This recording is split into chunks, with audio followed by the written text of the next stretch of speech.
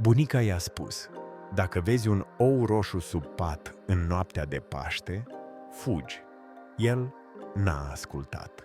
În 1997, un copil din Cluj a găsit sub pat un ou roșu cu simboluri ciudate, fix în noaptea de Paște.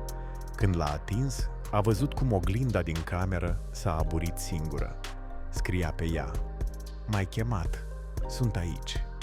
De atunci, în fiecare Paște, cineva din familia lui are un accident, iar oul apare mereu în alt loc din casă.